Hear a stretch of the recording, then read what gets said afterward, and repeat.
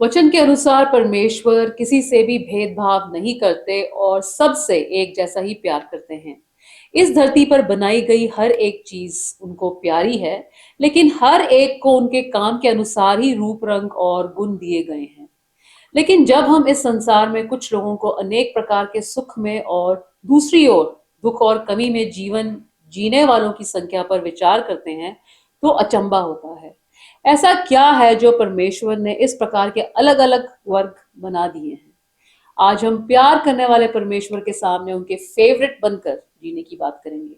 शुरू करते हैं परमेश्वर के वचन से। परमेश्वर का वचन हमने उत्पत्ति की पुस्तक उसका 6वां अध्याय उसकी 5वीं आयत से लिया है।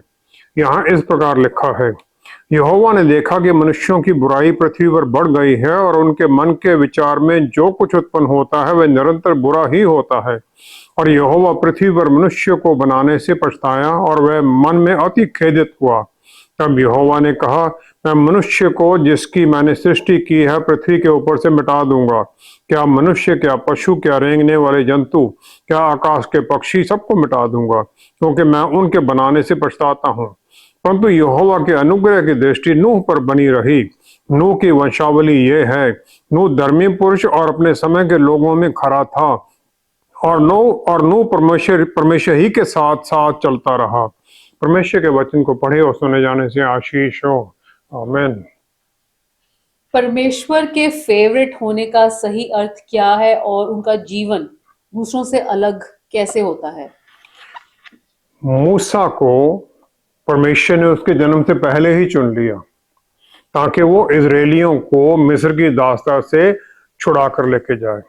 उसे फिरौन के महल में बड़ा हुआ वो, क्योंकि फिरौन की बेटी ने उसे पाला अपने पुत्र की तरह, और उसे इस प्रकार फिरौन के महल के हर तरह के तौर तरीके सब कुछ उसने सीखा।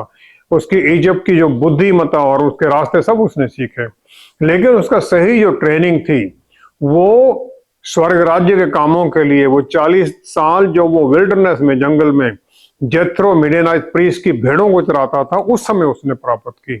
लेकिन जब उसने क्रोध में उस चट्टान को 2 बार पानी के लिए डंडे से मार दिया, उससे बात करने की बजाय, क्योंकि परमेश्वर ने उसे बात करने के लिए बोला था, तब परमेश्वर ने उसे अपने लोगों को उस प्रॉमिस्ड लैंड में ले जाने से रोक दिया। गिनती 20 अध्याय 11 से 13 के अनुसार।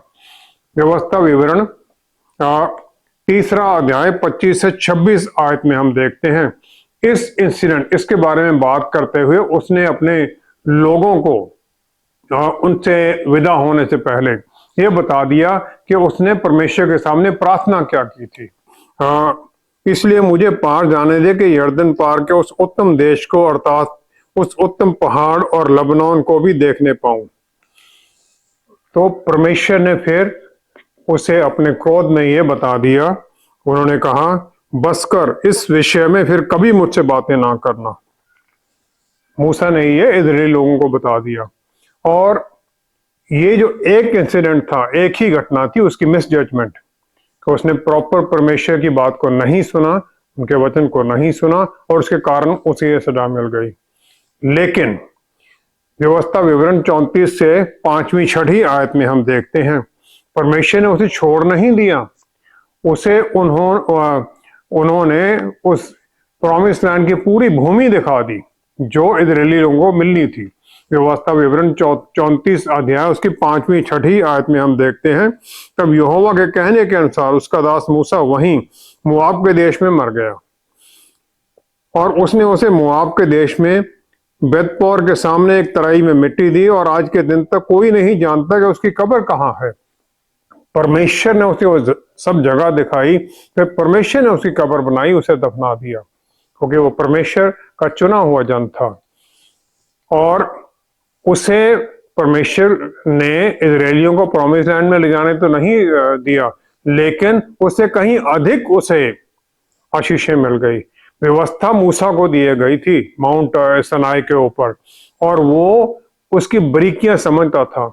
लूका 9वां अध्याय उसकी 30-31 आयत में हम देखते हैं कि रूपांतरण के समय प्रभु यीशु के सामने मूसा और एलिया नबी आते हैं, मूसा व्यवस्था को की तरफ से है और एलिया नबी नबियों प्रॉफिट्स की तरफ से है जो परमेश्वर ने भेजे थे। और दोनों अलग अलग तरीके से इस धरती से उठाए गए थे, लेकिन हर एक में परमेश्वर का हाथ क्लियर दिखाई देता था। निर्गमन 33 की 18 से 20 आयत में, निर्गमन 33 की 18 से 20 आयत में हम देखते हैं कि मूसा ने प्रार्थना की कि मुझे अपना तेज दिखा दे, please show me your glory. लेकिन परमेश्वर ने उसे बता दिया कि तू मेरे मुख का दर्शन नहीं कर सकता, क्योंकि मनुष्य मेरे मुख का दर्शन करके जीवित नहीं रह सकता है। लेकिन परमेश्वर ने उसकी प्रार्थना को उत्तर दे दिया। उसके पुत्र जो परमेश्वर हैं, उसके रूपांतरण के समय पर उनकी महिमा उसे दिखा दी। परमेश्वर ने अपना वायदा वहां पूरा कर दिया। लूका 9 की 31 में हम देखते हैं कि मूसा और एलिया जब प्रभु यीशु के सामने आते हैं रूपांतरण के समय में, तो ये महिमा सहित दिखाई दिया और उसके मरने की चर्चा कर रहे थे। वहां एक्सोडस लिखा गया, एक्सोडॉन जो ग्रीक भाषा का शब्द है। एक्सोडॉन जो मरना ही किया गया ट्रांसलेट, उसका मतलब है डिपार्चर या छोड़ जाना या मृत्यु। और ये इजरायलियों का मिस्र को दास्ता से छोड़कर आना है। और ये हमारा, वहां पर बात कर रहे हैं, हमारा पाप की दास्ता से निकलने के बारे में भी लिंक है। और जो उनकी बातचीत थी वो व्यवस्था को पूरा करना और जो भी प्रभु यीशु के बारे में पुराने नियम में भविष्यवाणियां की गई थी सबको पूरा करने के बारे में है। निर्गमन 33 की 11 आयत में लिखा गया है कि यहोवा मूसा से इस प्रकार आमने सामने बातें करता था जिस प्रकार कोई अपने भाई से बातें करे, अपने मित्र से बातें करे। उत्पत्ति 6 की 6 से 8 आयत में हम परमेश्वर के दर्द को समझ सकते हैं जो उनके मन में हुआ कि जब उन्होंने मानव जाति को उस प्रकार के पाप में डूबा हुआ देखा। लेकिन फिर उस सब में एक ज्योति की किरण दिखाई देती है। ज्योति की किरण है, परंतु यहोवा के अनुग्रह की दृष्टि नूह पर बनी रही। Noah found favour in the eyes of God, क्योंकि नूह धर्मी माना गया उस पूरी दुनिया में। मिस्र की दास्ता में 20 से 30 लाख यहूदी थे, लेकिन मूसा ही उनकी सहायता करने के लिए आगे बढ़ा और उसने एक मिस्री को मार दिया। उसने फिरौन के जो महल की आनंद था, खुशी थी, आराम था, वो उसने छोड़ दिया ताकि वो मिडियान में जाकर उस जंगल में चला जाए और वहां पर परमेश्वर ने उसे ट्रेन किया ताकि उसके ऊपर पूरी तरह से निर्भर रहे और उन्हीं के ऊपर ही निर्भर रहे। वो जितने लोग धरती पर रहते थे, नूह को परमेश्वर ने चुना क्योंकि नूह धर्मी था और उसे फिर परमेश्वर ने वो आर्क या शिप बनाने की आज्ञा दे दी और वहां पर बनानी थी जहां धरती पर था, कहीं समुद्र नजदीक भी नहीं था। उस समय तक कभी धरती पर बारिश भी नहीं हुई थी क्योंकि धरती से नीचे से ही उसकी सिंचाई होती थी। और जो जहाज उसे बनाना था उसका जो लंबाई थी 300 क्यूबिट्स थी, जो कि 450 फुट बनती है, और उसकी चौड़ाई थी 50 क्यूबिट जो कि 75 फुट है, और ऊंचाई थी 45 फुट 30 क्यूबिट। इतना बड़ा जहाज था जो कि 1 क्यूबिट का जो साइज है 18 इंच का होता, 1.5 फुट का। नोआ को किसी की सहायता नहीं मिली, सिर्फ उसकी पत्नी, उसके 3 बेटे और उनकी 3 पत्नियां, 8 लोग थे बस जिन्होंने ये सब कुछ बनाया। और उसे यह बनाने में 120 साल लग गए। लेकिन इतने लंबे समय तक उसने अपने परिवार को, अपने आप को मोटिवेट करके रखा ताकि जो चारों तरफ लोग उसको तंज कस रहे होंगे कि तू यहां पर कहां बना रही है जहाज, लेकिन उसने अपनी एकाग्रता बनाए रखी और वो आगे बढ़ता गया। इसी प्रकार हम आगे देखते हैं कि प्रभु यीशु ने चुना पतरस, एंड्रू उसका भाई, यूहन्ना और याकूब उसका भाई। वो कोई और नॉर्मल फिशरमैन नहीं थे, उनका बिजनेस था, उनकी अपनी किश्तियां थी। लेकिन प्रभु यीशु मुक्तिदाता की आवाज के ऊपर सब कुछ छोड़कर वो उनके पीछे हो रही है। और यूहन्ना 15 की 16 आयत में हम देखते हैं हर एक विश्वासी को परमेश्वर ने खास तौर पर चुना है। क्योंकि हम अपने पाप के अंधेरे में, अंधेपन में उन्हें चुन भी नहीं सकते थे, हम उनकी तरफ मुड़ भी नहीं सकते थे। लेकिन मूसा और नूह और बाकी इस प्रकार सब लोगों को परमेश्वर ने उन सब में फेवरेट क्यों माना? अब्राहम को चुना क्योंकि उसके अंदर एक खास इच्छा थी परमेश्वर को जानने की, उस रचयिता को जानने की, जो कि पूरी धरती को जिसने सब कुछ बनाया है, जिसके कारण सब कुछ जीवित है। परमेश्वर सबको बुलाते हैं, लेकिन उसकी भेड़ें ही उसकी आवाज सुनती हैं। यूहन्ना 10:26 के अनुसार जो चुने हुए हैं वो इस दुनिया में कुछ फर्क डालने के लिए चुने जाते हैं। इस प्रकार मूसा को, नूह को और जो चेले थे और जितने हम विश्वासी हैं, सबको खास तौर पर चुना गया है ताकि हम कुछ खास काम करें। दूसरों को वो इम्पॉसिबल लगेगा, लेकिन हमें वो सब कुछ करना है पवित्र आत्मा के बल के अंदर, इसलिए हम चुने जाते हैं और यही हमारा काम भी है। परमेश्वर के फेवरेट होने से क्या आशीष मिलती है और ये कैसे आती है? मूसा और नूह ने सुपर नेचुरल आशीषें पाई, जिसमें बल और अद्भुत तरह के काम परमेश्वर के राज्य के लिए उन्होंने किए। भजन संहिता 5:12 में परमेश्वर अपनी आशीष उन लोगों पर डालता है जो चुने हुए हैं और उनकी ढाल बन जाते हैं। दाऊद परमेश्वर को एक अच्छा चरवाहा कह देता है, जो उनकी हर जरूरत को पूरा करते हैं और उनके दुश्मनों से उन्हें सुरक्षा देते हैं और अनंत काल का जीवन भी उसे मिलता है। नए नियम में प्रभु यीशु के द्वारा पापों की माफी मिलती है, अनंत काल का जीवन मिलता है और पवित्र आत्मा परमेश्वर हमारे अंदर आ जाते हैं। और ये यिर्मयाह नबी को जो वायदा किया गया था 31 की 33 आयत में, वो पूरा हो जाता है। यिर्मयाह नबी को परमेश्वर ने बोला, मैं अपनी व्यवस्था उनके मन में समवाऊंगा और उसे उनके हृदय पर लिखूंगा और मैं उनका परमेश्वर ठहरूंगा और वे मेरी प्रजा ठहरेंगे। यहोवा की ये वाणी है। परमेश्वर का ये वायदा उस समय इजरायली लोगों के लिए दिया गया था। हम परमेश्वर के बच्चे हैं, उनके चुने हुए लोग हैं और विश्वास के द्वारा हम ये बनते हैं। प्रभु यीशु की कुर्बानी और मुक्ति जो उनके द्वारा हमें मिलती है।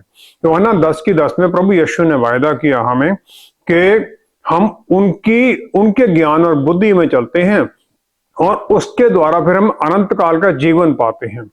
तीसरा यूहन्ना 2 आयत में यूहन्ना रसूल, जिन्होंने के प्रभु यीशु के प्यार को अद्भुत तरीके से महसूस किया था, फिर उन्होंने सबको ये आशीष दे दी, मेरी ये प्रार्थना है कि जैसे तू आत्मिक उन्नति कर रहा है वैसे ही तो सब बातों में उन्नति करे और भला चंगा रहे।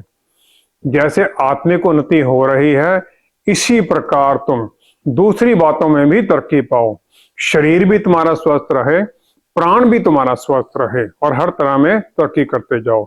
ये उन्होंने वायदा किया। जो परमेश्वर के द्वारा चुने हुए आशीषित फेवर्ड लोग हैं, पहले तो उन्हें सुपर नेचुरल आशीषें मिलती हैं और अद्भुत तरीके से उनकी बढ़ोतरी होती है।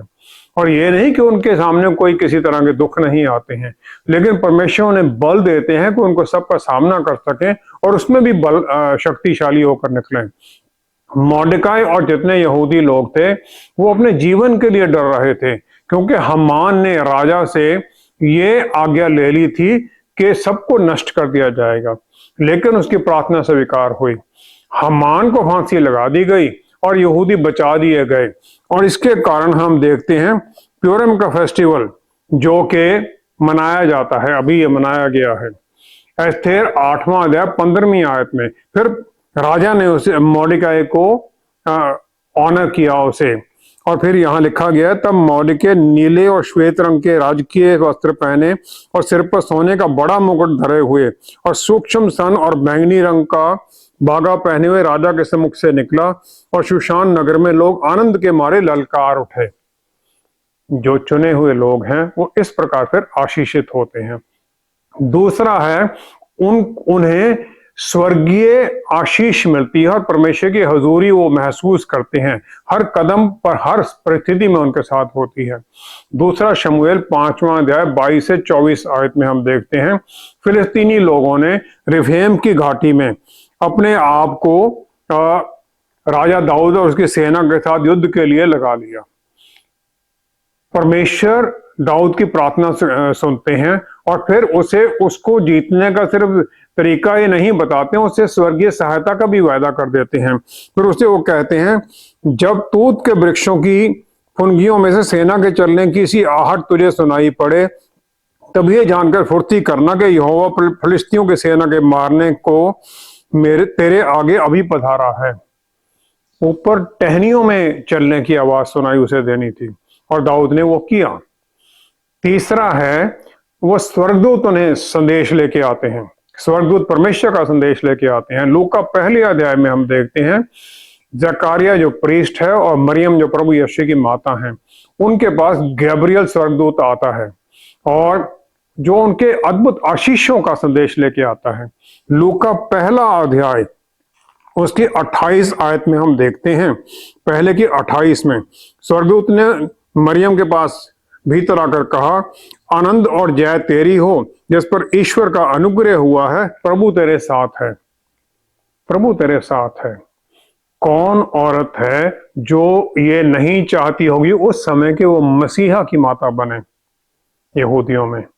दानियल नबी 10वां अध्याय 2 से 11 आयत में दानियल नबी ने फास्टिंग किया और 3 हफ्ते 21 दिन तक वो फास्ट व्रत में था, कुछ नहीं खाया और वो प्रार्थना कर रहा था। और फिर उसे स्वर्गदूत ने आकर उत्तर दिया, उसने कहा, हे दानियल परमेश्वर के प्यारे जन। इब्रानियों की पुस्तक पहला अध्याय 14वीं आयत में हम देखते हैं स्वर्गदूत जो मनुष्यों की टहल के लिए बनाए गए हैं, ये कहा गया है। स्वर्गदूत हमारी सहायता के लिए बनाए गए हैं और वो हमारी सहायता करते भी हैं परमेश्वर की आज्ञा के अनुसार।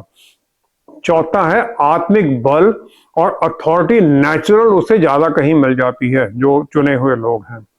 विश्वासियों को प्रभु यीशु ने कह दिया कि तुम इस जगत की ज्योति हो। मत्ती की इंजील उसका 5वां अध्याय 14वीं आयत में। हमारे अंदर कोई अपनी तो रोशनी है नहीं जो हम दूसरों के सामने चमकते हैं, लेकिन परमेश्वर हमें आगे और आशीष दे देते हैं जो हमें फिर वो ज्योति से भरता है। यूहन्ना 17:22 में प्रभु यीशु की प्रार्थना है, उन्होंने पिता परमेश्वर से कह दिया, जो महिमा आपने मुझे दी थी वो मैंने इन्हें दे दी है। वो महिमा कौन सी है? परमेश्वर की महिमा नहीं है, वो दूसरे आदम की महिमा है। वही महिमा है जो सब कुछ रचने के समय पर आदम को आदम बाग में दी, उस वहां पर दी गई थी। और यही नहीं, हमारे अंदर पवित्र आत्मा परमेश्वर आ जाती हैं जो बल, प्यार और आत्म संयम की आत्मा है, जो हमारे अंदर आते हैं, हमें सिखाते हैं, गाइड करते हैं, सहायता करते हैं। 2 तीमुथियुस पहला अध्याय 7वीं आयत के अनुसार। इन सब आशीषों के साथ फिर हर विश्वासी सुपर नेचुरल काम करने के लिए तैयार हो जाता है, और जो कि पेंटेकोस्ट के दिन से आज तक विश्वासी लोगों के जीवन के अंदर उनकी गवाही में यह सब जाहिर होता है। 5वां है, उनके हर चुने हुए जन के अंदर, हर विश्वासी के अंदर दुष्टता की ताकतों के ऊपर अधिकार मिल जाता है जो कि लोगों को परेशान करती हैं। प्रभु यीशु ने पर्सनली इन डेमोनिक फोर्सेस और शैतान का हमला उन्होंने खुद एक्सपीरियंस किया था अपनी मिनिस्ट्री के दौरान।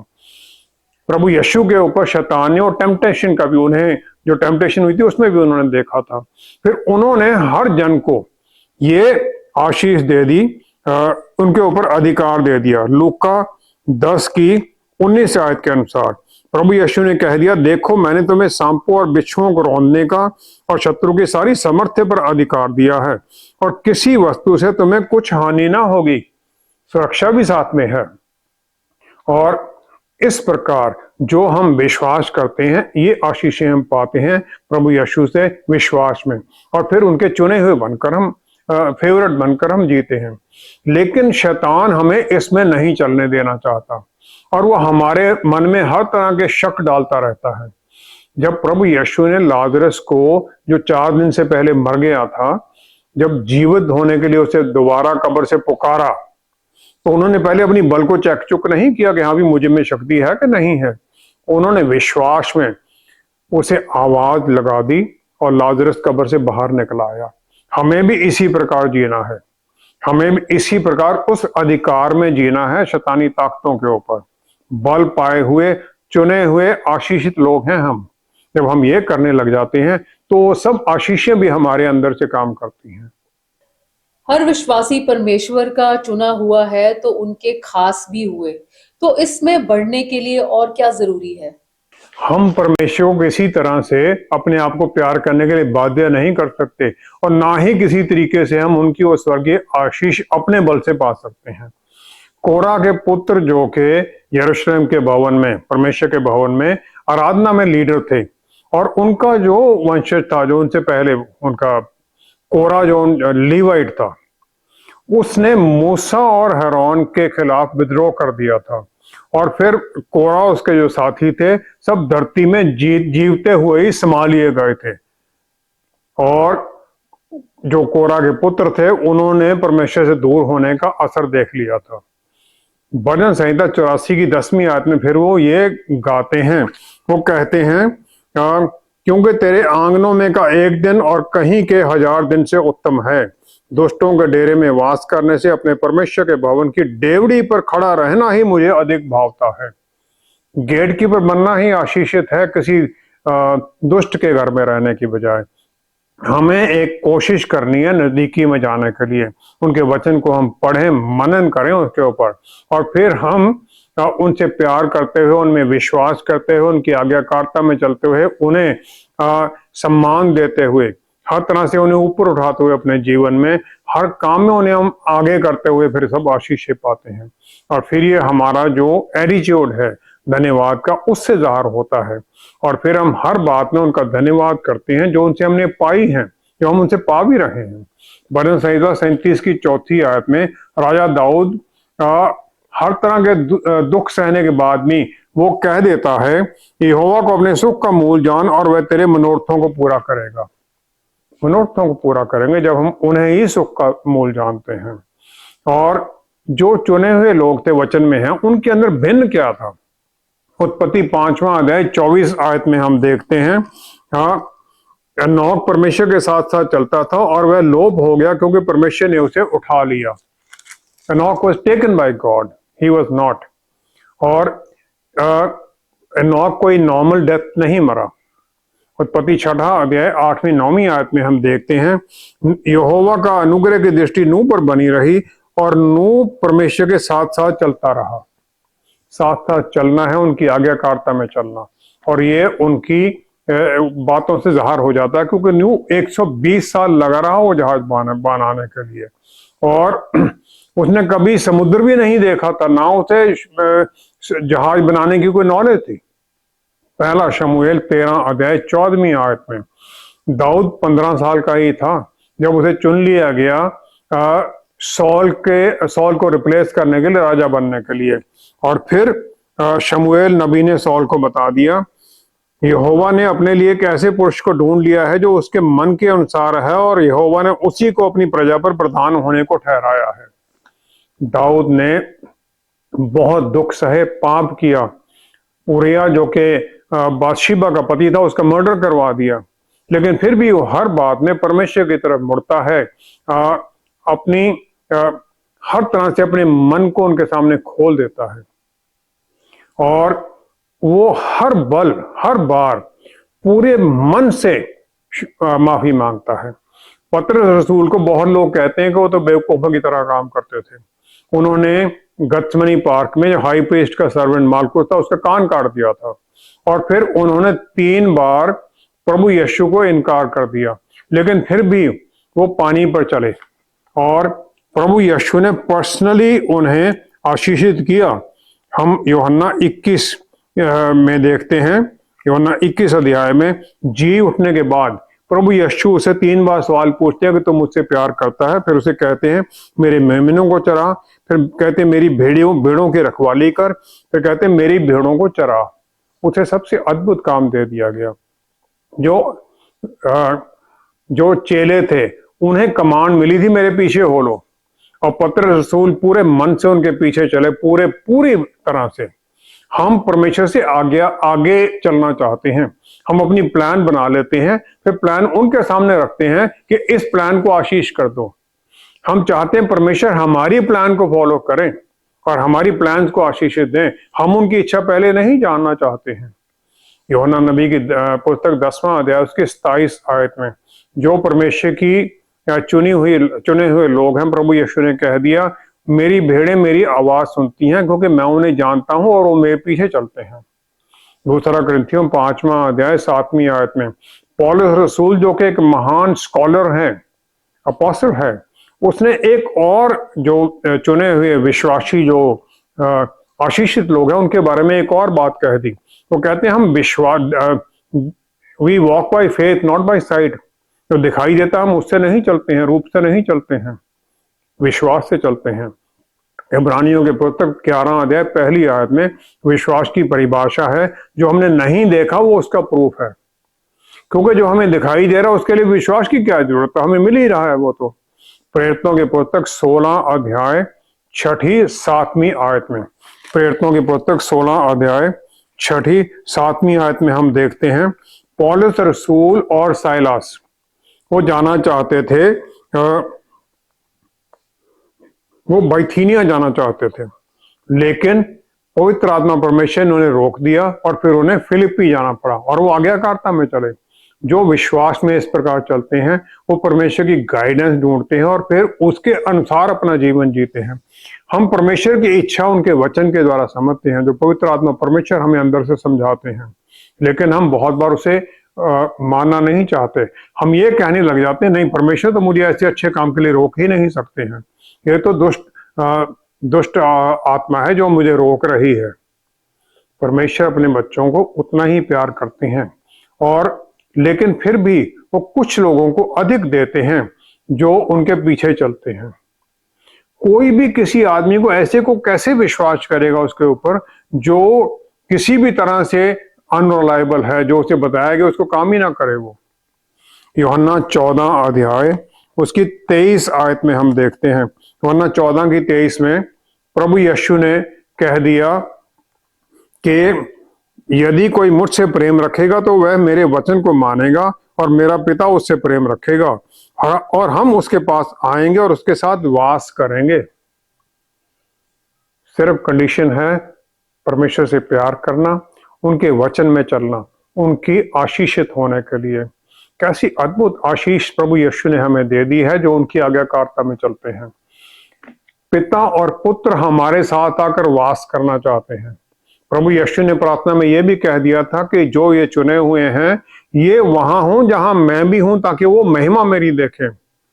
परमेश्वर चाहते हैं कि हम स्वर्ग में उनके साथ हों, लेकिन हमें ये सब पाने के लिए बस एक ही काम करना है, वचन को पढ़ना, मनन करना, आज्ञाकारिता में चलना। जब हम ये करने लग जाते हैं तो हर तरह से आशीषित होते हैं, फिर उनके वो फेवरेट हम बन जाते हैं। वो हमें फेवरेट बनाना चाहते हैं, तो क्या हम भी उनके फेवरेट बनना चाहते हैं? आइए हम प्रार्थना करें।